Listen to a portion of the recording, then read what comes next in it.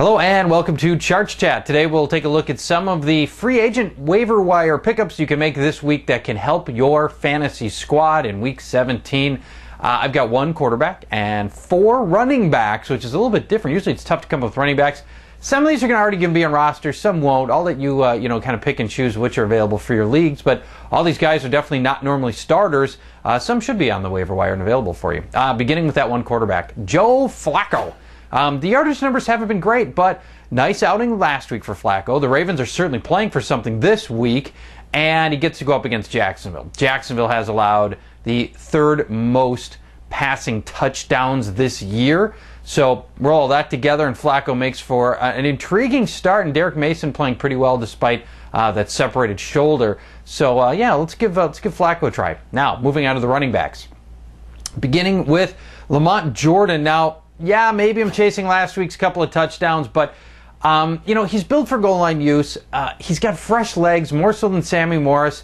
And the Patriots are absolutely playing for their playoff lives here. They got to use him, and Buffalo's run defense is a lot easier to chip away at than their pass defense. So, if they're going to take the path of least resistance, it'll probably be via the ground. Lamont Jordan, a nice sneaky play again this week. Next, Deuce McAllister. I've mentioned him. I mentioned him a couple of weeks ago, but just to reiterate, Reggie Bush gone. McAllister's back. He's getting extra time. He gets love at the goal line. He got dropped in a lot of leagues. If people have been snoozing a little bit, you could pick him up in week 17 and get an opportunity for a goal line back with a home game and an indoors game, and that counts for a lot right now, as we saw last week with all the weather issues that we had. Next, the bellhop, Tatum Bell.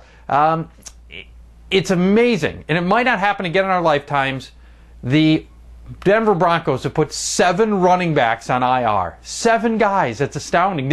The last man standing is Tatum Bell, and a lot of people didn't pick him up, and I wouldn't blame you because of the awful rotation that Mike Shanahan uses. But he's the only thing they got going. They've activated some guys from their practice squad, but that's it.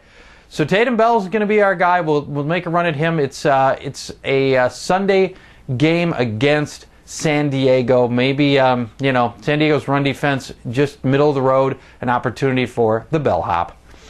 And our last guy, Ahmad Bradshaw. The Giants have nothing to play for, so I don't see Brandon Jacobs getting a lot of use. Derek Ward won't get a lot of use. Jacobs may, and he's kind of been in on the lineup with a lot of different little things. Didn't play last week, but he should be healthy enough to go here. He was healthy enough to play last week, and I think he gets a lot of extra carries this week just to kind of keep him fresh.